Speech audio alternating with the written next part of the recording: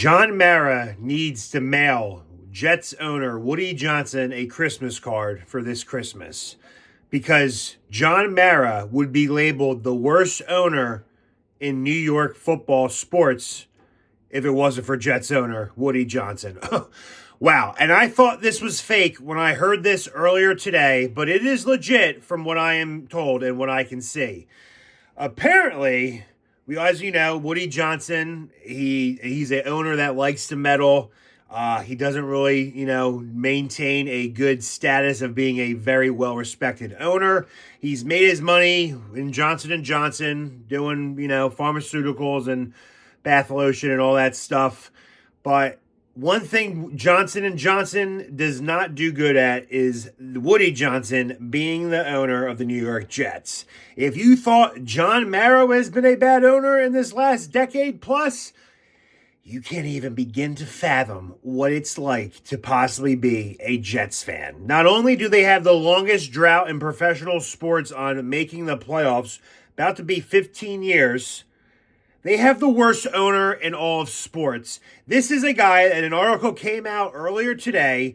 He has his 15-year-old son and his 17-year-old son making football decisions based on a player's Madden rating. Yeah, I first thought this was a joke.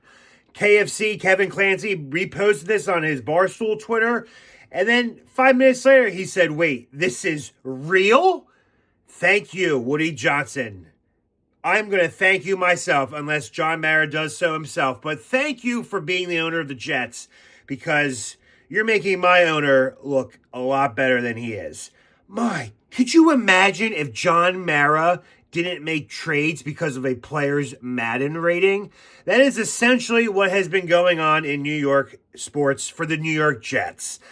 Joe Douglas fired. Robert Saleh fired from the Jets and Woody Johnson. And apparently an article comes out today, kind of similar to what Wink Martindale, of course, people getting fired from a job. They're blasting their former employer.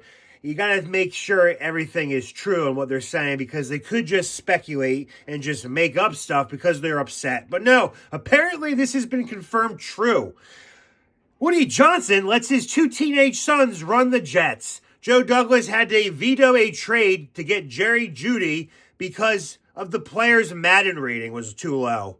His sons go on TikTok, they listen to Jets content creators, and then they make decisions based on what the fans are saying. Now, don't get me wrong, listening to the fans is not a bad thing to do.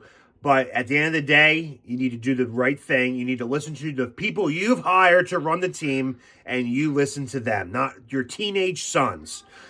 But John Mara needs a huge, huge thank you to Woody Johnson for helping him save face, because you think the Giants are pathetic and embarrassing, the Jets are always like, wait, hold my beer.